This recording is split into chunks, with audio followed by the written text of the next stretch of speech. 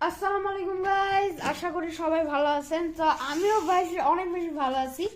আজকে কাকা গিয়েছিল সাভারে। তো সাভারে গিয়ে দেখে কি এই এই সব কটকটি ব্যস্ত আছে।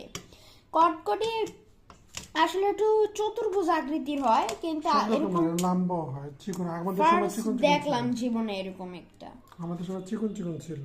জোস। আর এই ছিল বোধ হয়, এখন একটু মোটা মোটা। এই যে গাইস, কটকটি সাদা সাদা কটকটি।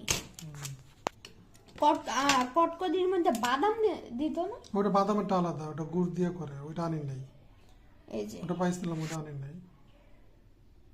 এটা হচ্ছে এই লম্বা আধুনিক কটকটি। অনেকগুলো মোটা মোটা, এটা মোটা। আমাদের সময় এরকম মোটা ছিল না। এরকম মজা জোস হয়েছে গাইস। 10-9.5। যারা যারা যাইবেন ওইখানে, সাভার ধরেন জাহাঙ্গীরনগর কাছাকাছি এলাকা, পাবে, অন্য জায়গায় পাবে না। এখানে পাবেন। আর যদি অন্য কোথাও পান, দেন আই রেকমেন্ড